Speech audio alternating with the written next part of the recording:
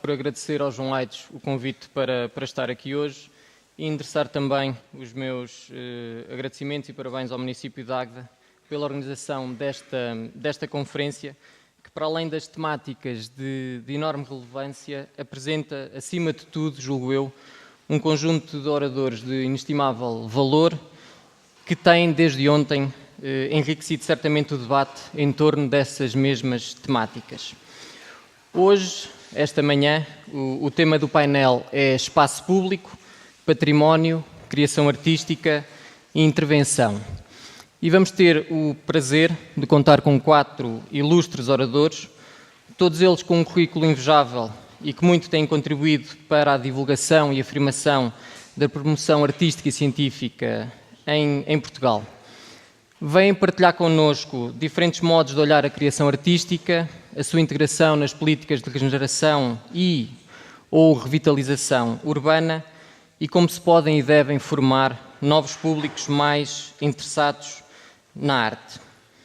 De facto, importa hoje perceber que papel pode e deve ter a criação artística no espaço público, como podemos, através da aposta na criatividade, na inovação e na cultura, promover o desenvolvimento de centros urbanos mais dinâmicos, empreendedores e sustentáveis, mas também procurando, através dessa criação, valorizar a sua identidade cultural como fator de atratividade urbana. Este é o mote para a sessão desta manhã, que vamos começar com um pequeno atraso, mas estou certo que vamos todos ouvir excelentes contributos e que iremos estar ao longo da próxima hora e meia em ótima companhia. Eu vou então passar a apresentar o nosso primeiro orador desta manhã, o Paulo Trincão. É atualmente diretor do Jardim Botânico de Coimbra, é comissário de diversas exposições de divulgação científica, é também investigador, é professor auxiliar da Universidade de Aveiro e foi durante vários anos diretor da fábrica Centro de Ciência Viva de Aveiro. E em muito contribuiu, diga-se, para o sucesso que esse Centro de Ciência Viva ainda hoje tem. Foi durante esses anos que tive o prazer de o conhecer e colaborar em alguns projetos e o Paulo hoje vem falar-nos sobre o Jardim Botânico da Universidade de Coimbra como um espaço de cultura e lazer. Eu diria que o Paulo, para além de ter escrito uma peça de teatro, é também um amante da ciência. Obrigado, Paulo. Muito bom dia a todos. Obviamente que uma referência à organização da Câmara Municipal de Águeda deste encontro é fundamental, os meus parabéns por isso. Eu confesso que fico sempre um pouco atrapalhado quando me chamam para as áreas da cultura para falar, porque a separação entre cultura e ciência na minha cabeça é realmente muito complicada. Por sim, por não, eu gosto sempre de falar em cultura científica ou cultura com ciência e vou tentar fazer um pouco essas pontes. Vou falar sobre a realidade concreta que hoje em dia tenho em mãos, o maior jardim botânico do país, um jardim botânico que, por a sua localização, pela sua história, é uma peça central e que eu apresentarei aqui como exemplo de boas práticas que pretendemos implementar e, de alguma maneira, também como local onde se podem testar um conjunto de modelos funcionais que depois os outros parques poderão vir ou não utilizar. Mas para isso preciso-vos fazer muito rapidamente o enquadramento histórico do jardim. Eu prometo que não vou ser chato, eu sei que a história às vezes tem um peso muito grande, mas eu não posso tratar o Jardim Botânico como um parque temático, porque de facto é uma entidade estrutural muito antiga, portanto desde 1772. Agora se alguém me carregar aí no... Aí já está, magnífico. Portanto, dizia eu que o jardim foi criado em 1772, quando da estruturação das universidades, que no momento era uma entidade singular, portanto só havia uma única universidade. Como provavelmente saberão, o Marquês de Pombal achou que o ensino universitário estava em grande declínio, coisa que hoje em dia certamente não sucede, e resolveu reestruturar a Universidade de Alta-Baixo. Já na altura também estava preocupada com uma coisa que hoje também é uma grande novidade, que é a necessidade do ensino experimental das ciências, e então achou que a partir de 1772 é que o ensino experimental devia estar nas ciências. Para isso criou uma série de estruturas, entre as quais se destacam os primeiros museus de História Natural e o Jardim Botânico. Agora vamos ver, muito bem. O que é que pretendia, basicamente, o Marquês de Pombal? Eu, obviamente, não vos vou ler o conteúdo dos slides, porque se para isso não os precisava de projetar. Portanto, façam um favor, se quiserem, vão lendo.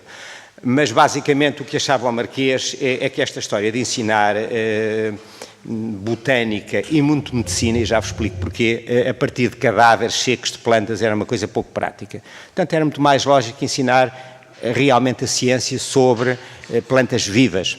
E por isso nada melhor que ter um jardim botânico. O Marquês tinha uma filosofia muito clara. Vamos buscar os melhores da Europa para implementar estas políticas. Assim foi contratar os sábios, que era o termo que se utilizava na altura, que eu gosto muito, porque de facto não eram botânicos, não eram paleontólogos, não eram geólogos, eram indivíduos que de facto tinham conhecimento transversal das ciências, e conseguiu trazer para Portugal Domingos Vandelli, primeiro para Lisboa, mas rapidamente Domingos Vandelli se meteu num caso passional e fugiu para Coimbra, felizmente para nós, porque criou realmente este jardim botânico.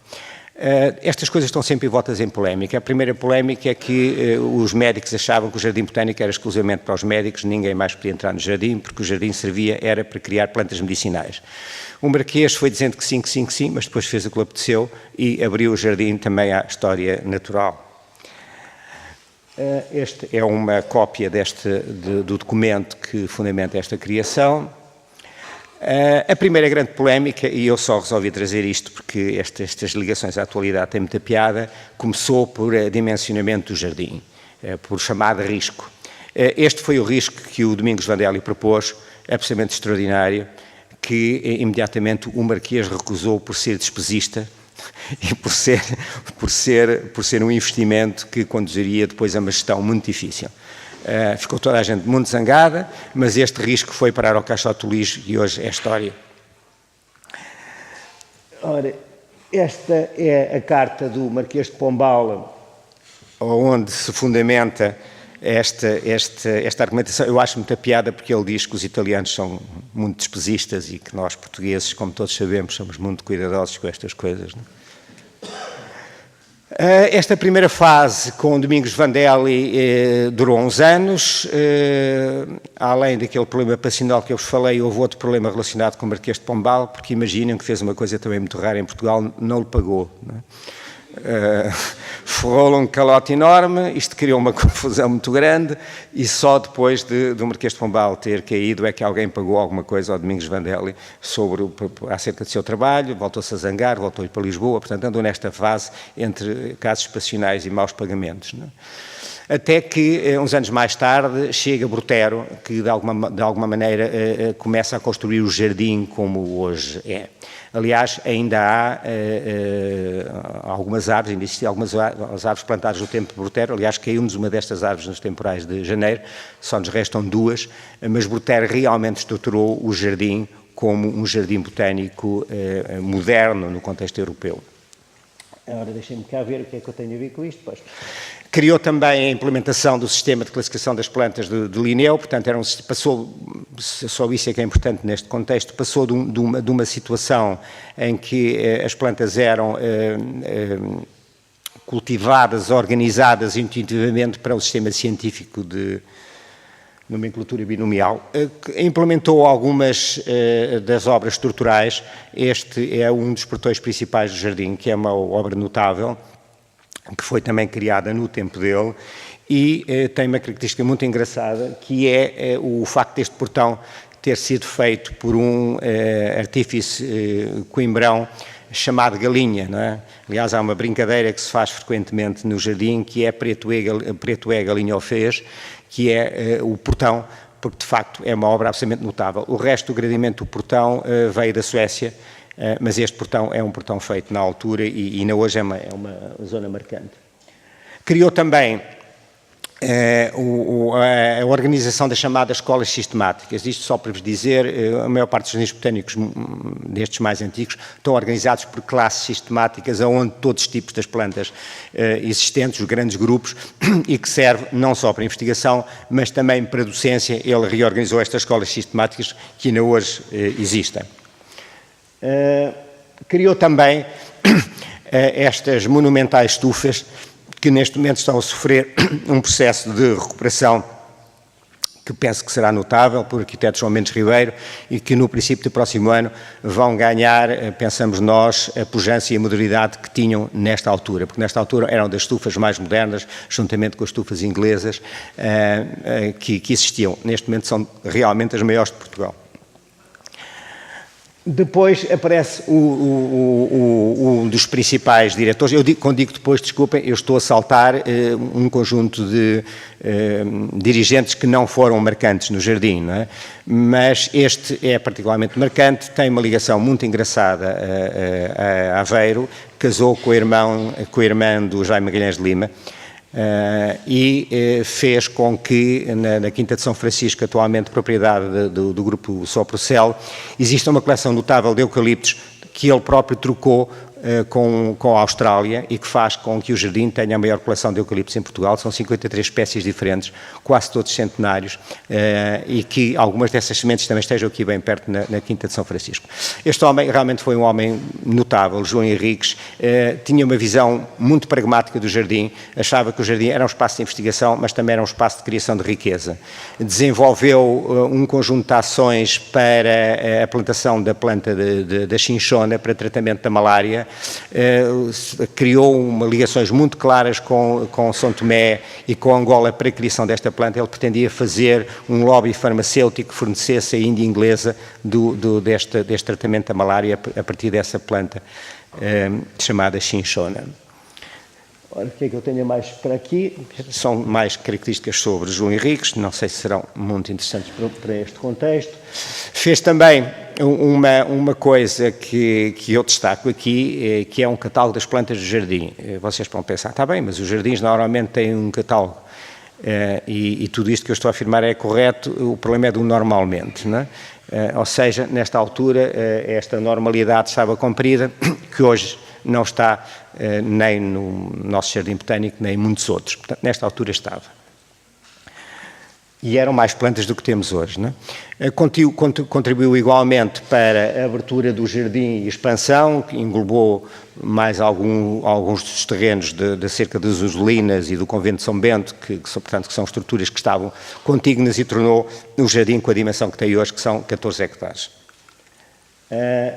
Depois só vos realço uma fotografia do coração do jardim, que é o que nós chamamos o quadrado central, na altura dos anos 30, onde o último diretor que eu vou destacar, Luís Carriço, fez um conjunto de obras estruturais importantes, realizou uma série de expedições à África, aonde veio a morrer, e digo-vos isso porque neste momento está a ser rodado um documentário para o qual vos chama a atenção, que são as viagens à África feitas por João Henriques, neste caso protagonizadas com o professor Jorge Paiva, que alguns conhecerão, e realmente vai ser uma série notável, recriando estes trabalhos de Carriço. Cá está o Sr. Luís Carriço, vestido de professor universitário.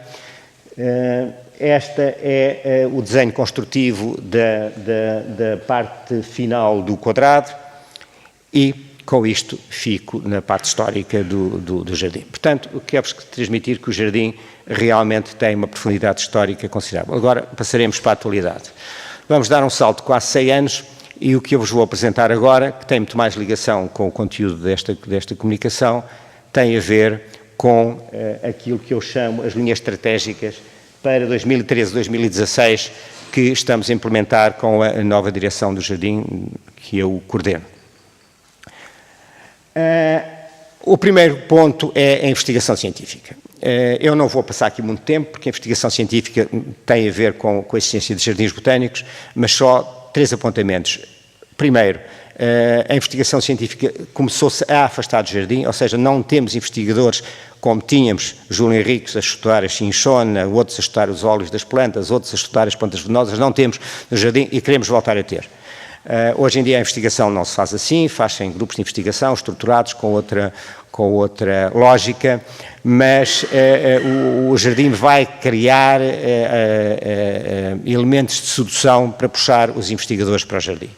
Esses elementos, hoje em dia, passam por coisas muito pragmáticas, é arranjar dinheiro e projetos de maneira a criar postos de trabalho, a criar riqueza e a puxar os jovens investigadores que se interessem outra vez por jardim e que o tornem uma unidade de investigação importante. O segundo ponto, não passou para o segundo, vai passar agora. O segundo ponto tem a ver com... isto são mais aspectos da investigação científica, desculpem, falta-me um slide. Eu estou aqui de costas e tenho alguma dificuldade em ver... divulgação de ciência. Pronto, este já é um aspecto mais comum, digamos, a uma componente mais larga de jardim. Nós entendemos que a divulgação de ciência, entenda-se aqui a descodificação do discurso científico de forma a ser compreendido e assimilado por a maioria dos cidadãos, é também, ou é estruturalmente, desde há cerca de 20 anos em Portugal, uma das componentes básicas destas estruturas. Então o jardim vai tornar acessível, de uma forma rápida e eficaz, às pessoas que o frequentam os seus conteúdos. Tradicionalmente isto fazia-se com aquela velha plaquinha onde estava o nome científico da planta, e que ainda continua a estar. Em alguns casos, além do nome científico, estava também o nome comum. Este tipo de informação direta poderá vir a evoluir para informações genéricas sobre a planta, poderá vir a evoluir, como já estamos a fazer, para um conjunto de conversas a que chamamos infusões, onde todas as últimas quartas-feiras de cada mês, convidamos as pessoas a ir conversar com o investigador, não numa situação de palestra, mas numa conversa em local sempre diferente do jardim. Por exemplo, a próxima conversa vai ser inclusivamente com o formato de piquenique, vamos ter umas mantas onde as pessoas se vão sentar e vão conversar sobre plantas venenosas, que é um tema que vos pode parecer um bocado macabro, mas infelizmente temos muitas plantas venenosas nas nossas escolas infantis, nas nossas cidades, e que as pessoas só notam que são venenosas quando há geneira, não é? Só os cogumelos que não são plantas é que normalmente as pessoas acham que são venenosas, mas não é assim. Não querendo comparar as pessoas com animais, temos de dizer que há mais de 10 milhões de euros de prejuízo de vacas mortas nos Açores por plantas venenosas. Não é? Aqui não sei quantas vacas morrem, mas há casos de intoxicação graves. Pronto, isto é só um exemplo de ligação com a divulgação de ciência. Obviamente que a atividade artística também terá uma ligação partindo destes conteúdos científicos para a criação artística, mas eu falo-vos isso no ponto a seguir. Este terceiro ponto, que é o que nós chamamos de serviço educativo, que é um nome que eu não gosto particularmente, mas que vamos utilizar, tem a ver com uma coisa muito interessante e que tem a ver com o espaço público. Há um pedido generalizado de todas as franjas da população para a utilização do jardim. O que é que quer dizer com isto? Obviamente o jardim é público, está aberto, infelizmente neste caso é só pago para a Universidade de Coimbra, o município nunca assumiu a responsabilidade que devia ter sobre isso, mas as pessoas pedem ao jardim que se criem conteúdos educativos. Eu sobre isso tenho uma posição muito clara há muito tempo. Se as pessoas vão em contexto escolar, quem deve criar os conteúdos educativos são os professores ou os pais. O jardim vai mediar esses conteúdos educativos e vai fornecer um conjunto de informação que pode trabalhar com os professores ou com os educadores. É isso que estamos a fazer. De qualquer maneira, desde a Universidade de Terceira Idade às crianças do pré-escolar, é cotidiano esse tipo de pedidos. O que é que nós estamos a desenvolver? Pegar nesta visão do jardim, e neste caso, em particular deste jardim, mas isto pode-se passar com os jardins todos, a fazer uma apresentação que seja absolutamente transversal, onde tenha, obviamente, a essência do jardim, entenda-se a botânica, onde tenha a historicidade do jardim, seja um jardim como é este, por exemplo, vosso de Águeda, ou seja um jardim como o nosso, há sempre um componente de história, há também um componente de histórias como as histórias que são contadas no jardim, há também a própria história que o jardim retrata, por exemplo, esta questão das tempestades, deixa sempre cicatrizes no jardim que podem ser apontadas e exploradas. Por exemplo, no caso de Coimbra, a última grande desgraça tinha sido o grande ciclone de Coimbra dos anos 40, onde há marcas. Agora temos mais um ciclone. Isto de fazer da desgraça graça é divertido, não é? Aliás, tenho-vos a dizer que nestes últimos 6 meses a maior contribuição para a promoção do Jardim Botânico do Estado de Coimbra foi o temporal, não é? Só quando há uma desgraça é que a gente tem a atenção que julgamos que devíamos ter. De qualquer forma, a parte do serviço educativo tem também a ver com a utilização do espaço para complemento à atividade letiva, para férias criativas, para atividades que ocupam aqueles tempos onde os pais têm dificuldade em ligar as crianças. De qualquer forma, não perdendo muito tempo com isto, é um setor que nós estamos a desenvolver, sobretudo para apresentar um menu de programas que as pessoas poderão utilizar. O ponto 4, que tem a ver com aquilo que nós chamamos ágora e espaço público. Aqui levantam-se várias questões. Deverão ser os jardins promotores de atividades culturais ou não? Eu confesso-vos que tenho uma terrível tentação de me pôr com vontade de dinamizar e organizar atividades culturais, mas todos os dias faço uma espécie de autofustigação e disse, não, essa não é a minha função. Mais uma vez, a função do jardim é acolher as atividades culturais que nos propõem. E é assim que temos feito. Por exemplo, desde a poesia, neste Dia Mundial da Poesia, ou 2 árvores foram adotadas para relembrar 2 poetas que faleceram o ano passado, o Manuel António Pina e o Rui Costa, desde leituras encenadas, a meio deste mês vamos ter um espetáculo da Patrícia Portela, vamos ter algumas coisas de teatro, com as fatias de cá, há uma série de programas que estão a aparecer, e o que é que a nós nos compete num jardim e neste espaço público? É criar as condições, portanto, não dificultar, ajudar que os promotores culturais possam encontrar espaços de excelência escolhidos por eles, segundo os seus próprios critérios, para poderem, de facto, levar a atividade cultural ao espaço público e a este espaço público que nós queremos qualificar. É evidente que, se nós começarmos a somar os públicos que vão aparecendo deste tipo de conjuntos de atividade, estes espaços, como são os jardins, passam a ser espaços vividos de uma forma completamente diferente que eram noutro tempo. Quem sabe se um dia o próprio jardim terá capacidade e vontade de ser ele o próprio promotor, vamos ver, tudo depende das parcerias que tiver. Por último, um setor que nós separamos é o setor de turismo. Quando falo no setor de turismo, é de facto um turismo qualificado e organizado. Porquê é que eu ponho em último neste menu? Porque o turismo tem um conjunto de exigências que, neste caso, o Jardim Botânico da Universidade de Coimbra não possui, nomeadamente as questões de acessibilidade. O jardim é um jardim em socalcos, para aqueles que não conhecem, não é? Começa numa cota ao nível da universidade e termina junto ao rio. Portanto, tem problemas de acessibilidade complicados, tem problemas de limpeza, tem problemas de segurança, tem problemas de sinalética, tem um conjunto de problemas muito grandes.